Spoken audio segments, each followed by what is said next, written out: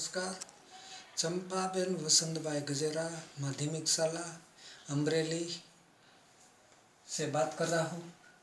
5वां इकाई स्वराज्य की नींव। लेखक का नाम है विष्णु प्रभाकर।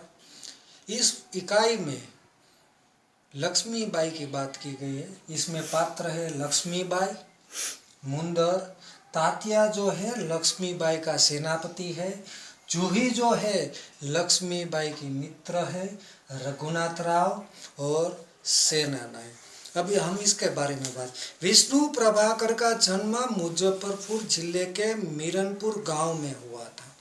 इन्होंने प्रारंभिक शिक्षा अपने गांव में और उच्च शिक्षा हिसार में प्राप्त की थी। जो ये लेखक है विष्णु प्रभाकर, थोड़ी शिक्षा है वो गांव पे ली गई थी और बाद की जो शिक्षण है वो शहर में ली गई थी। कई वर्षों तक पंजाब सरकार की सेवा करने के बाद सन 1974 से ये दिल्ली आ गए और तब से दिल्ली रहकर पूर्ण समय के लिए साहित्य सेवा में लगे हैं।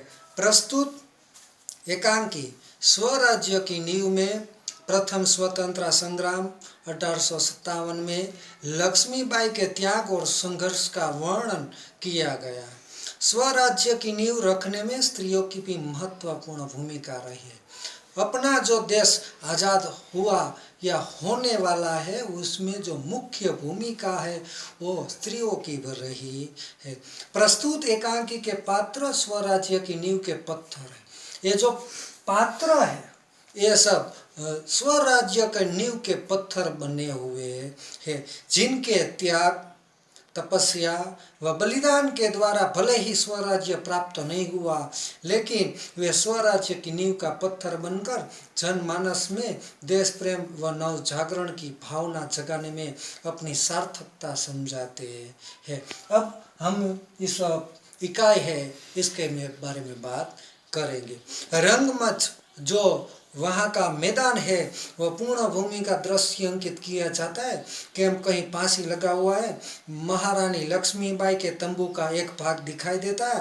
पर्दा उठाने पर महारानी लक्ष्मीबाई अपनी सखी जो जूही के साथ उत्तेजित अवस्था में मंच पर प्रवेश करती है। दोनों लाल कुर्ती में सैनिकों की वेशभूषा में है। यह शुरुआत के अंदर रंगमंच पर उसमें महारानी लक्ष्मीबाई और उसकी जो मित्र या सखा है जो जूही, वो दोनों लाल कुर्ता के अंदर मंच में से वो अंदर प्रवेश करती है। लक्ष्मीबाई, मेरे देखते ही देखते क्या से क्या हो गया। झांसी कालपी ग्वालियर कहाँ गई, परंतु मंजिल है कि पास आकर भी इस बार दूर चली जाती है। लक्ष्मीबाई ऐसा कहते हैं, झांसी कालपी ग्वालियर कहाँ गए, जो हाथ मंजिल जो पास होकर कभी कभी हमारा हाथ से दूर चला जाता है। स्वराज्य को आते हुए देखती हूँ, परंतु दूसरे ही क्षण मार्ग में हिमालय अट जाता। मुझे जो स्वराज्य प्राप्त होने ही जाता है, लेकिन दूसरे क्षण जो होता है मेरे से हिमालय जितना दूर चला जाता है। उसे पास करती हूँ तो महासागर की डरावनी लहरें थप्पड़े मारने लगती है। उनसे जूझती हूँ तो नाविक सो जाते। देखो जूही, उस क्षितिज पर देखो कैसी लपलपती हुई लपटें उठ रही है। फिर महारानी कहती है कि मैं अभी आकाश के बारे में बात बताती है कि जो लपलपाती आंखें तरफ मेरी तरफ जो है वो देख रही है।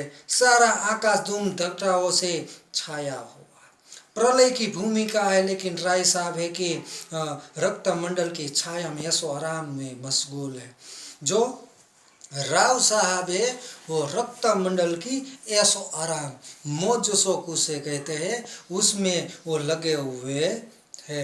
आवेश में आते आते सहसा मौन हो जाती है। जूही कुछ कहने के लिए मुंह खोलती है कि महारानी फिर बोलती है। अभी जूही कुछ कहना चाहती है, फिर उसी समय जो महारानी है वो कुछ बोलने लगती है।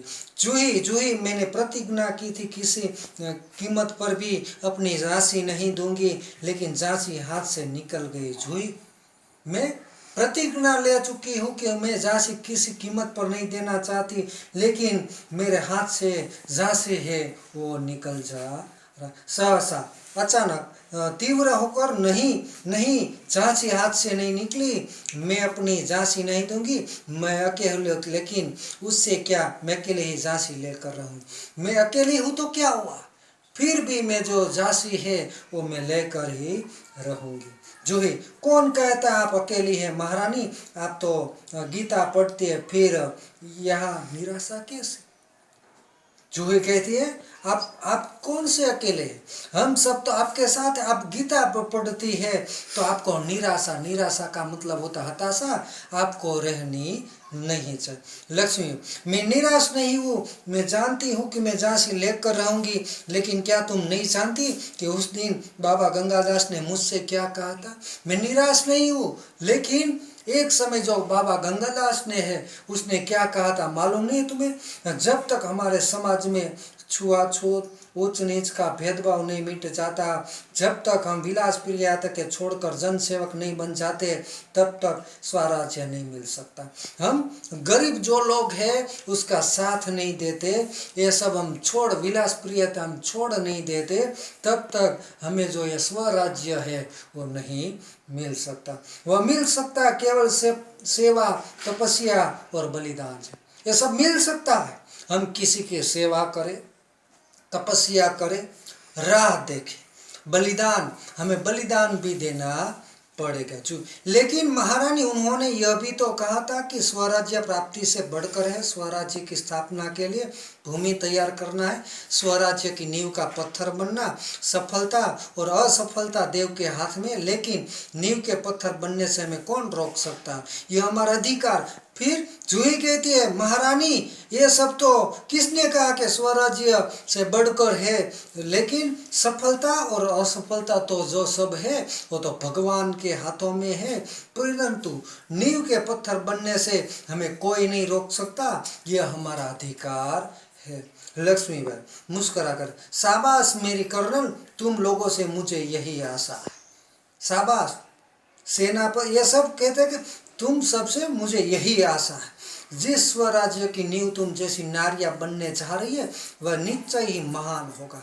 आप जैसी नारियां इस राज्य पर है तो हम सही से राज्य ले सकेंगे। मुझे इस बात की चिंता नहीं है कि वह मेरे जीवन काल में आता, लेकिन मुझे इस बात का दुख अवश्य है कि हमारे पास शक्ति है फिर भी हम दुर्बल हैं।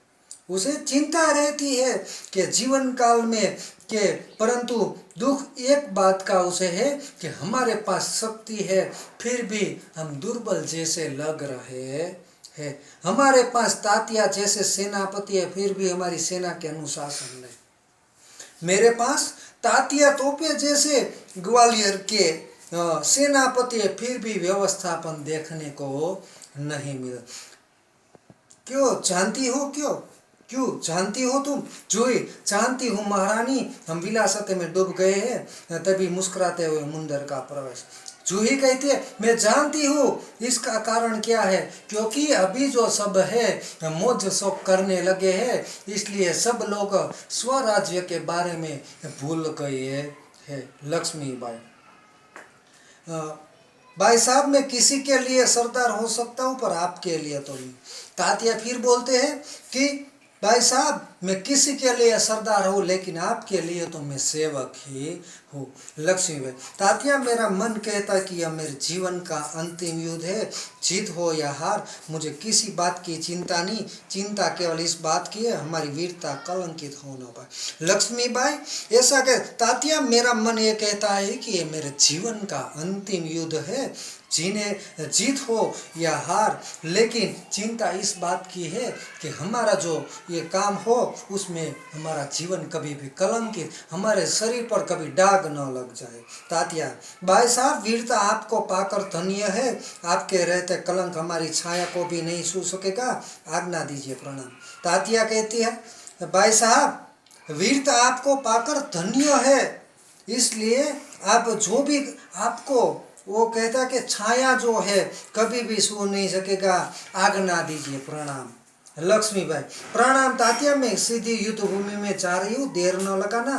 तात्या चला जाता। लक्ष्मीबाई कहते प्रणाम तात्या, मैं सीधी युद्ध भूमि में जा रही हूँ, आप सभी वहाँ पे आजा मुंदर, सरकार आज मैं बराबर आपके साथ रहूं। मुंदर उसकी जो मित्र है वो कहती है कि आज मैं आपके साथ रहूंगी। जूही, और मैं तोपखाना संभाल, और उसकी मित्र जो सखा है वो जूही, वो भी कहती है कि मैं आपका तोपखाना संभालूंगी। लक्ष्मी, और हम साथ मिलकर या तो स्वराज्य प्राप्त करके रहेंगे या स्वराज्य की नींव का पत्थर बनेंगे। हर हर महादेव। और लक्ष्मीबाई ऐसा कहती है कि हम सब मिलकर या स्वराज्य हमारा है वो प्राप्त करेंगे या स्वराज्य की नींव या पत्थर बनकर हम सब आगे चले जाएंगे। ऐसा कह के हर हर महादेव करके वो इकाई पूरी होते हैं। नमस्कार।